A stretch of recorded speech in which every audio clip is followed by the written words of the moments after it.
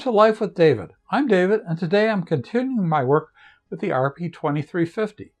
Last time I was able to compile Graham Sanderson's port of Doom for both the RP2040 and RP2350 using a Raspberry Pi 5. This time I'd like to try to compile Doom using a Windows computer. However, since I don't much care for VS Code, I'm going to try to compile Doom using the command prompt. So why don't you join me as I dive into the weeds of installing all the tools needed to manually compile C++ programs on a Windows machine. Since I've already compiled Doom for the RP2350 using a Raspberry Pi 5, I have an idea of the tools I'll need. Installation of these tools is fairly straightforward on the Raspberry Pi OS. For the Picotool, Raspberry Pi is supporting Windows by offering tools assuming the use of Visual Studio Code. If you've watched my previous videos, you'll remember that I don't like VS Code. What I discovered is I don't much care for VS Code. So the challenge is to assemble all the tools needed so I can compile C++ programs on a Windows machine without using VS Code. The tools that I'll need to install include a GNU compiler for Windows including libraries, which I'll use MinGW. A cross-compiler toolchain for the RP2040 and RP2350 ARM cores. A cross-compiler toolchain for the RP2350 Hazard3 RISC-V cores. Python.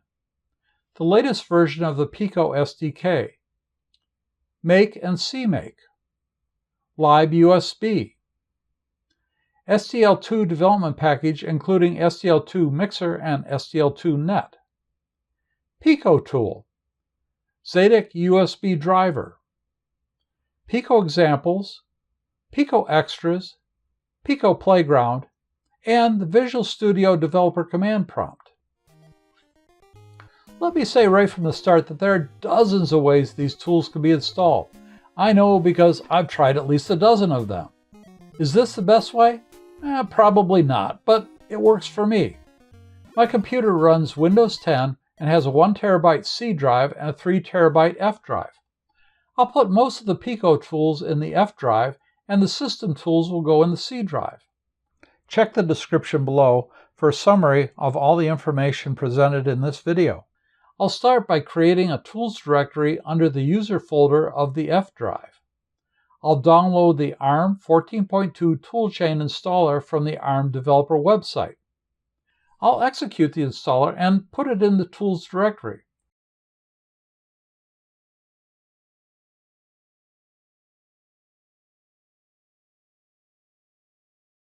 Then I'll add the toolchain path to the system environment. I'll also install the RISC-V toolchain at this time so I can compile binaries for the RISC-V Hazard3 cores in the future. I'll navigate to the Raspberry Pi Pico SDK Tools GitHub repository and go to the version 2.0.0-5 release to download the RISC-V toolchain-14 x64-win.zip file. Then I'll extract that file into the tools directory.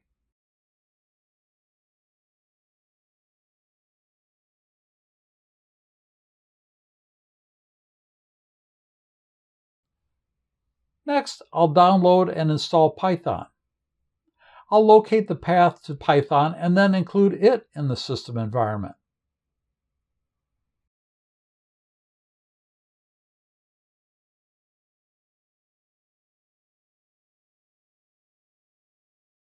Now I'll install MinGW, which is a set of tools for compiling native Windows applications. It's a port of the GCC compiler and includes the required tools, headers, and import libraries. I'll download this GCC 14.2 version without LLVM or Clang. Then I'll set up a folder on the C drive. I'll extract MinGW to a new folder. Since it created another folder, I'll clean it up by moving that folder up one level. Finally, I'll add the path to the system environment.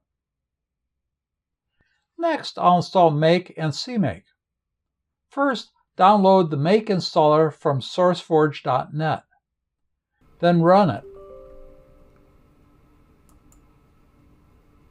The CMake installer is available from CMake.org.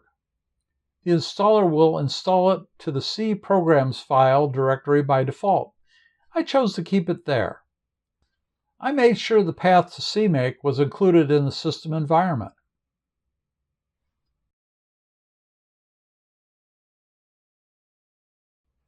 Even though I don't want to use V.S.Code, I do want to use the Visual Studio Developer Command Prompt. The quickest way to get that is to download V.S.Code from code.visualstudio.com. After installation, check that the command prompt is available by looking under the Visual Studio 22 folder in the Start menu. Now we need to download and extract all the different Pico examples that will be used for compiling Doom.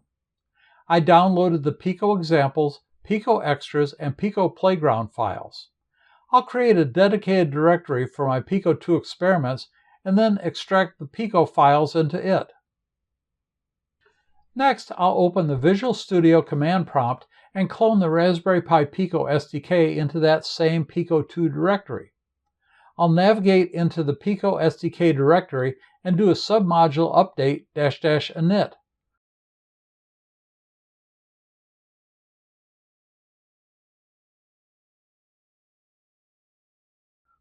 Then I'll update the Pico SDK path in the user variable environment. Note that you need to close the Developer Command Prompt window and reopen it every time you update the environment. Otherwise, the command prompt will not recognize the changes to the environment. Now it's time to install Picotool.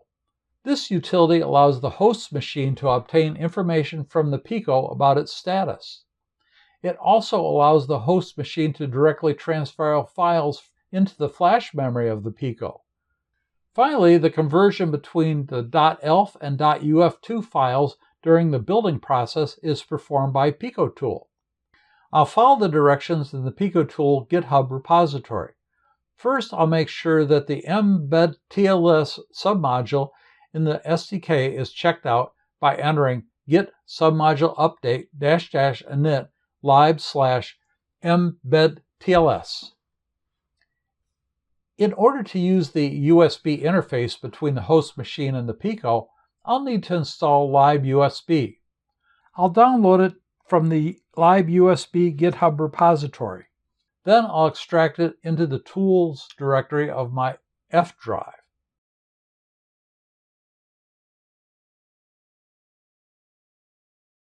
Finally, I'll add the libUSB root path to the user variables of the system environment. Now I'll download and build the actual Picotool binary. From the Raspberry Pi Picotool GitHub repository, I download the Picotool master zip file. Then I'll extract it into a temporary folder under my tools directory on my F drive. I'll create a build directory within the Picotool folder.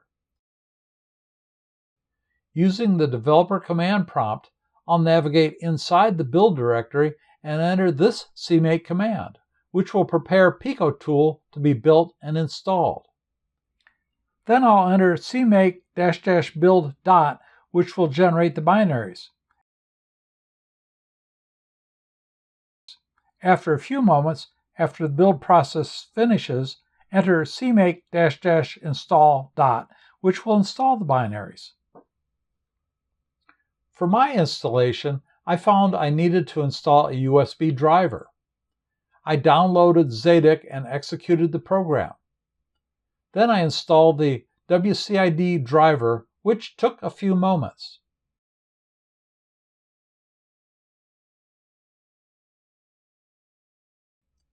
Finally, I updated the user path to Picotool in the system environment.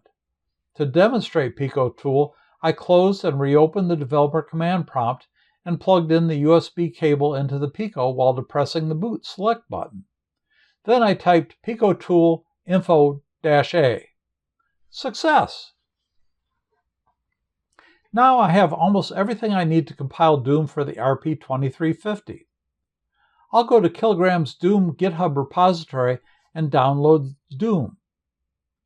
Then I'll extract it to my Pico2 directory in my F drive. Inside of it, I'll create build directories for the RP2040 and RP2350. However, before I can compile Doom, I need to install the SDL2 dependencies. For some reason, this was one of the more challenging parts of the install for me. But after I figured it out, it was pretty straightforward. I guess I just had a mental block. It didn't help that there were about 20 different partial procedures on the internet that assumed you knew what you were doing. Anyway, this is what I did. First, from the libUSB-org SDL Releases GitHub repository, I downloaded the SDL2 Development 2.30.10 zip file for MinGW. I extracted it to a new folder called MinGW Dev Lib. Next, navigate into the x86 64W64-MinGW 32 folder inside the SDL2 directory and copy that address. This is the location of the SDL2 binaries for MinGW32. Then add that to the user variable path in the system environment. From the same directory, I also need to add the SDL2 lib and SDL2 include directories to the user variable path. SDL2 development gives me the low-level files for video frame buffer, audio output, mouse, and keyboard access.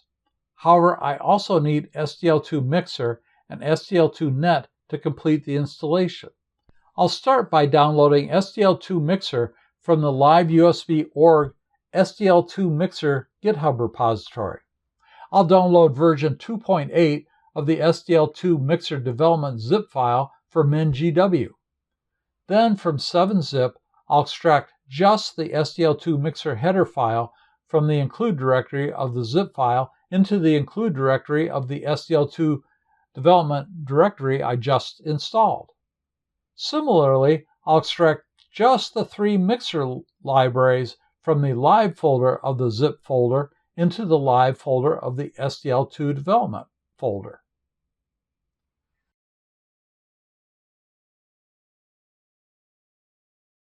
I'll do the same thing for SDL2 net. I downloaded the SDL2 net version 2.2.0 zip file for MinGW and extracted 3 lib files from the appropriate lib folder of the zip archive into the appropriate lib folder of the SDL2 development directory. Similarly, I extracted the SDL2 net header file from the include directory of the zip archive into the include folder of the SDL2 development directory.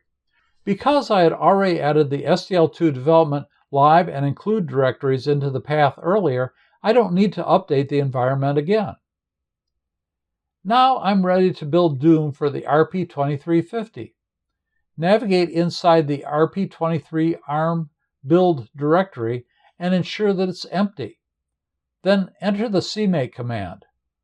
This command passes the type of build, the board type, the path of the Pico SDK, the Pico platform, the path to the Picotool, and Pico extras. Even though the path to the Pico SDK is included in the system environment, it's needed here since it acts as a flag in the makelist.txt to inform the build process to use the Pico SDK toolchain.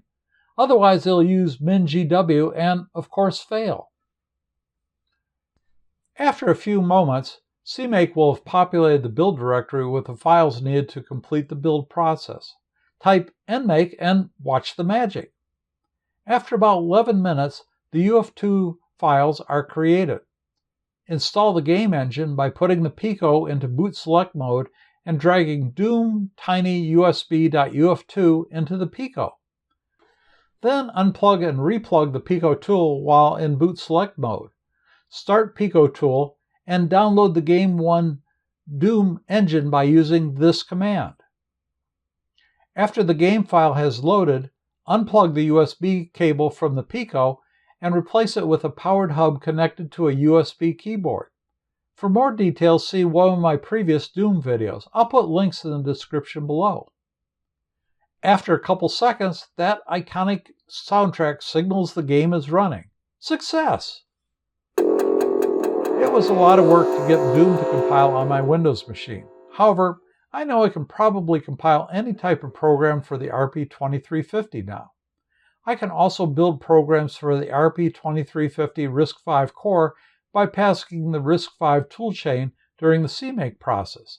I'll demonstrate by building the Pico Playground example for the Hazard 3 cores. After the CMake process, CMake takes many minutes to build all the examples.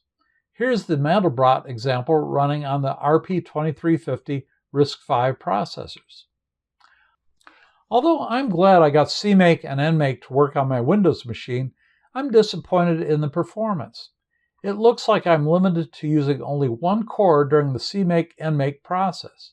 I haven't found a way to use multiple cores. Even though my Windows machine is pretty robust, my Raspberry Pi beats it with compiling Doom quite handily since it can invoke multiple cores. For instance, compiling Doom on the Windows machine took over 11 minutes, while it only took 7 minutes for the Raspberry Pi 5. I understand that V.S.Code can also invoke multiple cores for the compilation process. I may wind up learning V.S.Code after all. Thanks for joining me today. This time we installed the toolchains and dependencies needed to compile Doom for the RP2350 on a Windows machine without using V.S.Code. Doom ran perfectly on the Pico 2, but it took a long time to compile on the host machine. However, now I have multiple platforms to help me dive into the RP2350 in more detail, so stay tuned. If you like this video or you think someone else might, please give it a thumbs up. If not, give it a thumbs down. The more likes this video has, the more YouTube will recommend it to others. Also, please leave a comment or suggestion for things to do. I hope to do more of these videos, so please subscribe and click on the bell for notifications of new videos. Let's get together next time for another day in Life with David. See you soon!